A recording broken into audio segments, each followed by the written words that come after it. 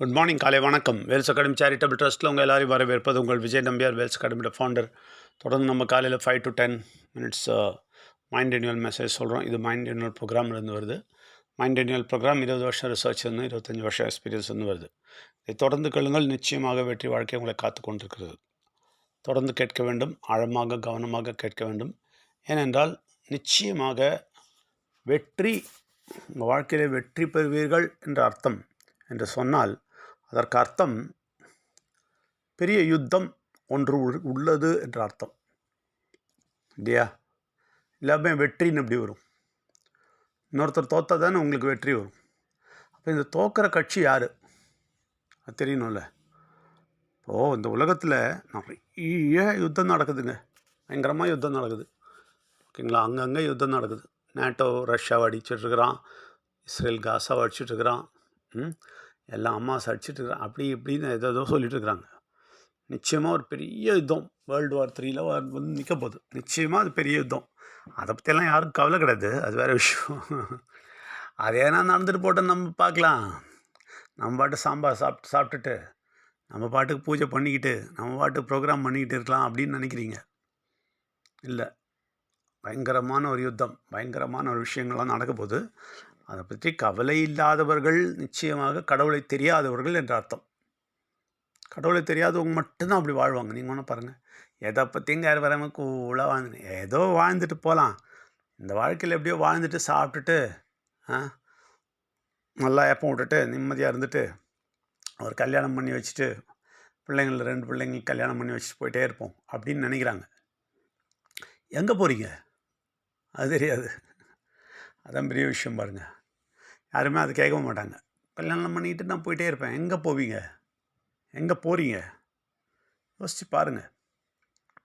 அதை பற்றி ஆராய்ச்சி பண்ணியிருக்கீங்களா? அதை பற்றி யோசிச்சுருக்கீங்களா? எங்கே போகிறீங்கன்னு? தேவையில்லை, அதெல்லாம் ஒன்று நான் எங்கன்னா ஏதோ ஒன்று இப்போதைக்கு பூஜை ஏதாவது நடந்தால் மதி பூஜை சம்ஸ்காரம்லாம் நடந்தால் போதும், எல்லாம் கரெக்டாக அதாவது நடத்திட்டு ஃபங்க்ஷன் நடத்திட்டு போயிட்டே இருப்போம், அப்படி தான் இருக்கிறாங்க. இல்லை, அப்படி கிடையாது. இந்த யுத்தத்தை பற்றி நல்லா புரிந்து கொள்ள வேண்டும். நிச்சயமாக ஒரு யுத்தம் இருக்கிறது. இந்த உலகத்தில் எப்படி யுத்தம் நடந்துகிட்ருக்கோ அதே மாதிரி உங்கள் வாழ்க்கையில் பயங்கரமான யுத்தம் இருக்கிறது. அதுக்கு தான் கெட்ட சக்தி என்ற பெரிய ட்ரூப்பு, பெரிய யுத்தம் செய்கிற ஒரு பெரிய ஆர்மி வந்துட்டுருக்கு. அது எப்போவுமே யுத்தம் பண்ணிகிட்ருக்கு உங்கள்கிட்ட. ஆனால் உங்களுக்கு தெரியல, நீங்கள் அதை சாதாரணமாக எடுத்துகிட்ருக்கீங்க. ஏதோ வியாதி வருது, ஏதோ பிரச்சனை வருது, ஏதோ பண கஷ்டம் வந்துச்சு, ஏதோ கடன் வந்துச்சு, அதை வாங்கி இப்படி உருட்டிட்டு இதை வாங்கி இப்படி உருட்டி வியாதி அப்படி டாக்டர்கிட்ட போய் ட்ரீட்மெண்ட் பண்ணி அப்படி போட்டு இப்படி போட்டு அப்படியே முன்னாடி போயிடலாம் அப்படின்னு நினைக்கிறீங்க. நான் இல்லை, அது ஒரு யுத்தம்னு உங்களுக்கு தெரிகிற வரைக்கும் நீங்கள் அதை ஹேண்டில் பண்ண முடியாது. இப்படியே சாதாரணமாகவே வந்துட்டுருப்பீங்க. இல்லை, அது பெரிய யுத்தம். இந்த யுத்தத்தில் நீங்கள் ஜெயிக்கணும்னா உங்கள் கூட யார் இருக்கணும்? கடவுள் இருக்கணும். அதுவும் நல்லா தெரியணும். இதெல்லாம் நமக்கு தெரியவே வேணாம்.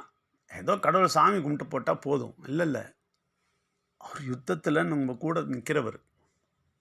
பெரிய யுத்தம் நடக்குது. இந்த யுத்தம் நம்ம கண்ணுக்கு படாத ஒரு யுத்தம். ஓகேங்களா? கெட்ட சக்திகளும், வானில் இருக்கிற கெட்ட சக்திகளும் நல்ல சக்தியும் நிச்சயமாக யுத்தம் பண்ணிகிட்ருக்கேன். இதை தான் முன்னாடி நம்ம சினிமாலாம் பார்த்தோம். அரக்கர்கள் வர்றது சும்மா படம் காமிச்சாங்க. அப்படி கிடையாது. அரக்கர்கள் இப்போ கூட தண்ணி ஊற்றிட்டு இருக்காங்க. உங்கள் யாகத்தில் தண்ணி ஊற்றிட்டுருக்குறாங்க. கடவுள்கிட்ட நீங்கள் எவ்வளோ விரும்புகிறீங்களோ நிச்சயமாக தண்ணி ஊற்றிட்டே இருக்கிறான். அவன் பாட்டுக்கு பண்ணிட்டு தான் இருக்கிறான். ஏன்னா அவனுக்கு தெரியும் நீங்கள் பெரிய வெற்றி அடையணும்னா ஒரே வழி தான் இருக்குது. உங்களுக்கு ஒரே ஒரு வழி தான் இருக்குது.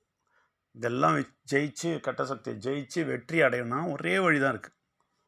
என்ன வழினா கடவுளை டைட்டாக பிடிச்சிக்கிறது, கடவுளை தெரிஞ்சுக்கிறது. கடவுளையும் பிள்ளையானவரையும் உயிரானவரையும் பக்காவாக புரிஞ்சுக்கிட்டு இந்த 3 சிஸ்டம் எப்படி வேலை செய்யுதுன்னு தெரிஞ்சுக்கிட்டு அழகாக இருக்கும்போது இவனால் ஒன்றுமே பண்ண முடியாது. ஃபுல்லாக ஒன்றுமே பண்ண முடியாது. தோக்கடிக்கலாம். உங்களால் தோக்கடிக்க முடியும். அது செய்கிற வரைக்கும் உங்களால் தோக்கடிக்க முடியாது. அவன் பாட்டுக்கு விளையாடின்னு இருப்பான், அவன் பாட்டுக்கு அடிச்சுன்னு இருப்பான், அவங்ககிட்ட உதச்சிட்ருப்பான். உதையெல்லாம் வாங்கிட்டு அடியெல்லாம் வாங்கிட்டு வீட்டில் சண்டை. என்ன செய்கிறது? சண்டை இருக்குது. என்ன செய்கிறது? வியாதி வருது. என்ன செய்கிறது? ஏதோ பண கஷ்டம் இருக்குது, கூடவே இந்த பூஜைலாம் பண்ணிகிட்டே இருக்கலாம், அதுக்கு இந்த பிராயச்சித்தை பண்ணிக்கலாம், அதுக்கு அந்த பிராயச்சித்தை பண்ணிக்கலாம். எது வந்தாலும் நம்ம ரெடியாக இருப்போம். மொட்டை அடிச்சிடுறேன், அங்கே வரேன், இங்கே வரேன் எல்லாம் சொல்லிக்கிட்டு. இது கெட்ட சக்திக்கு பயங்கர பிடிச்ச விஷயம். நீங்கள் இதை பண்ணிகிட்டே இருக்கும்போது அவனுக்கு ஒன்றும் காவலே கிடையாது. உங்களை எப்போ வேணால் அடிச்சிட்ருக்கலாம்னு அவனுக்கு தெரியும். கடைசியில் அடித்து என்ன பண்ணுவான், உலகம் முடியும் போது, உங்கள் வாழ்க்கை முடியும் போது நேராக கொண்டு போய் இருட்டில் போட்டுருவான். ஏன்னா அவனையும் இருட்டில் போட போகிறாரு. அதுக்குள்ளே அவன் என்ன பண்ணுவான், நிறைய பேரை இருட்டில் சேர்த்துட்ருக்குறான். நீங்கள் அந்த இருட்டில் அவங்க கூட சேரக்கூடாதுன்னா நிச்சயமாக கடவுளின் வெளிச்சத்தை தேடுங்கள். நிச்சயமாக இதை ஒரு விளையாட்டாவோ கிண்டலாவோ இது ஏதோ நடக்காத விஷயம்லாம் சொல்லாதீங்க. ஏன்னா 20 வருஷம் ரிசர்ச்ன்றது சும்மா கிடையாது. பக்கமாக படிச்சிருக்கிறோம், எல்லாத்தையும் பக்கமாக ஆராய்ச்சி பண்ணியிருக்கிறோம், தெளிவடைஞ்சிருக்கிறோம். அந்த 20 வருஷம் ஆராய்ச்சி மட்டும் இல்லை, அதை உணர்ந்து அதை அனுபவித்து எக்ஸ்பீரியன்ஸ் ஆகிருக்கிறோம். 25 வருஷமாக எல்லாத்தையும் கண்ணால் பார்த்தாச்சு. விளையாட்டு எல்லாமே கண்ணால் பார்த்தாச்சு, எல்லாமே நமக்கு தெரியும். இப்போ அந்த மாதிரி நீங்களும் எல்லாம் தெரிஞ்சு வாழ்ந்தீங்கன்னா உங்களுக்கு நல்லது, நிம்மதி கிடைக்கும். இப்போ எங்களுக்கு எவ்வளோ நிம்மதியாக நாங்கள் இருக்கிறோமோ அது மாதிரி நிம்மதி கிடைக்கும். அவ்வளோதான், அதுக்கு தான் சொல்கிறோம், வேறு ஒன்றும் கிடையாதுங்க. எனக்குன்னு ஒரு கூட்டத்தை உருவாக்கலை, ஒரு மதம் உருவாக்கலை, எதுவுமே பண்ணலை. நிறைய லீடர்ஸ் வந்தாங்க, மதம் எல்லாம் உருவாக்கிட்டு போயிட்டாங்க. நோ, நமக்கு அந்த வேலையே கிடையாது. வந்தால் வாங்க, நாங்கள் கூப்பிடுவோம், கடவுள்கிட்ட வாங்க தப்பிச்சுங்க, இல்லையா அவங்க கூடயே இருங்க. அப்புறம் இந்த உலகம் முடிஞ்சோடனே அவங்க கூட போய் விழுந்துருங்க, உங்கள் இஷ்டம். இப்படி சொல்கிறது தான் எங்கள் வேலை.